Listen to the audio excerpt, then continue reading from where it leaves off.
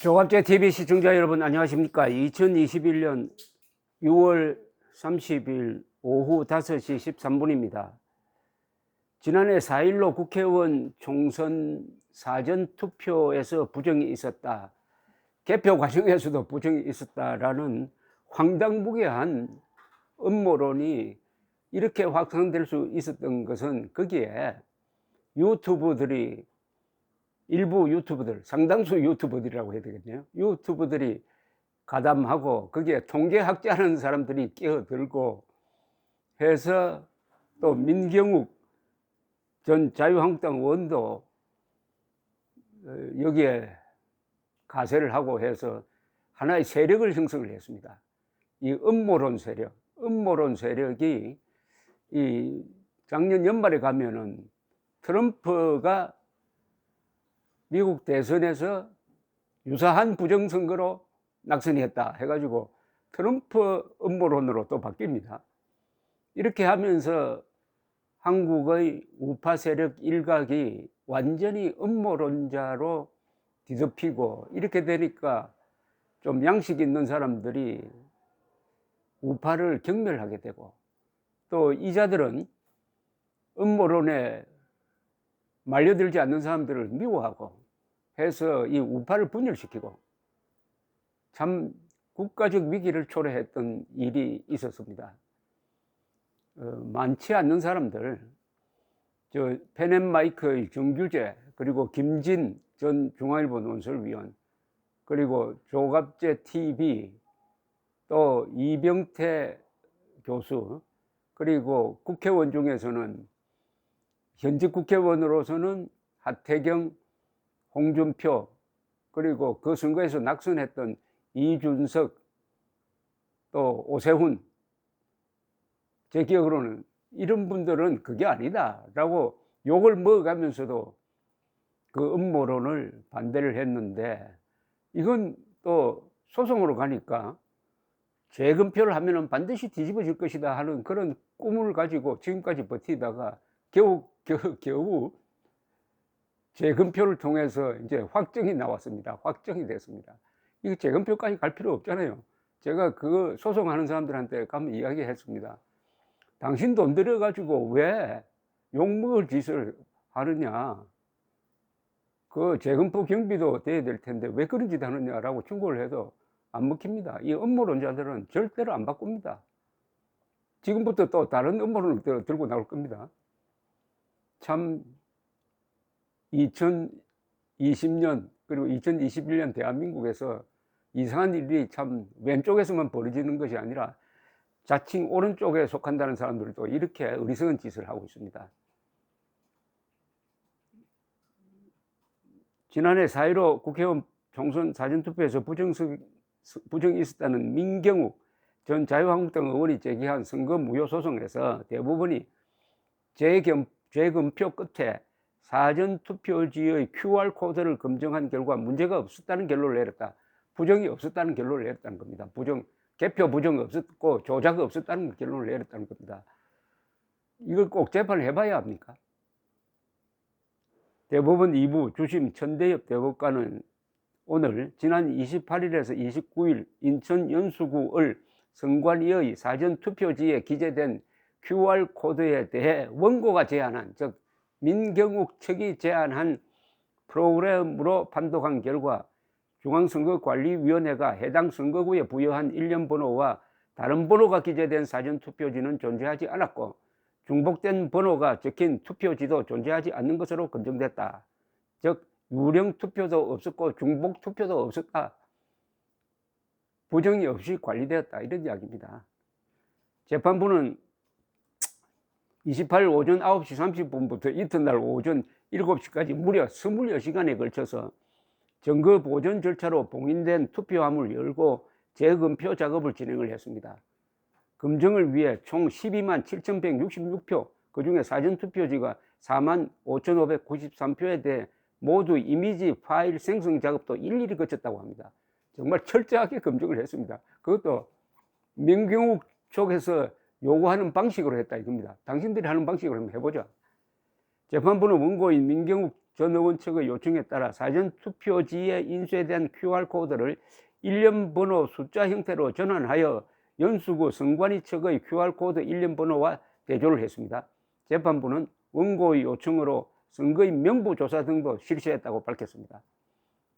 재판부는 유효 투표수 중 더불어민주당 정일영 후보자가 52,678표, 미래통합당 민경욱 후보자가 40,064표, 정의당 이정미 후보자가 23,183표 등등으로 검증됐다라고 했는데, 다만 대법원의 전체 재검표 결과 당선자인 정일영 후보자와 2위 민경욱 후보자 간의 표차가 기존 2,893표에서 2,914표로 279표가 줄었습니다. 왜 줄었느냐?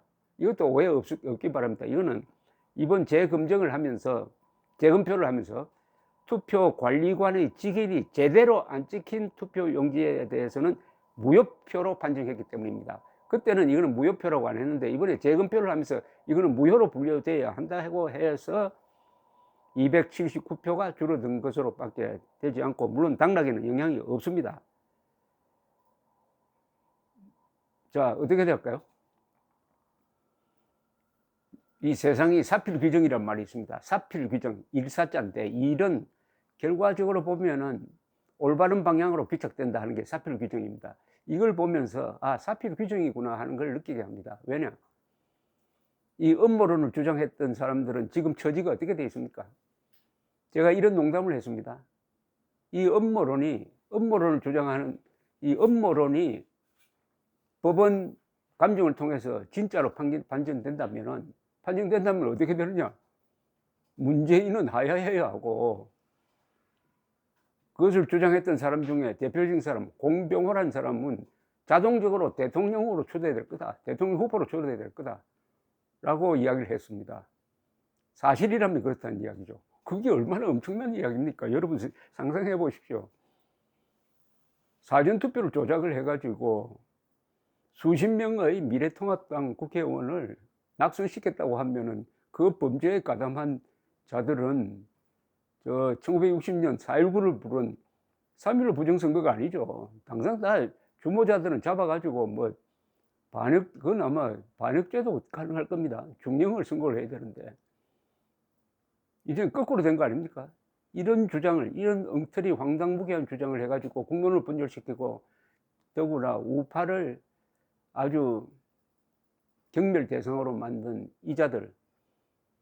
이자들도 심판받아야 되는 것 아닙니까? 더구나 여기서 끝나지 않고 트럼프에 갖다 붙어가지고 트럼프가 부정선거로 낙선했다고 하면서 바이든을 저주를 해가지고 바이든이 당선되면은 친중파로 바뀔 것이다. 이렇게 악담을 하던 그 집단이 아직도 살아있고, 그 중에 단 한 사람도 내가 잘못되었다라고 양심선언 안 합니다. 그러면서 남 잘못한 것만 물고 늘어지는데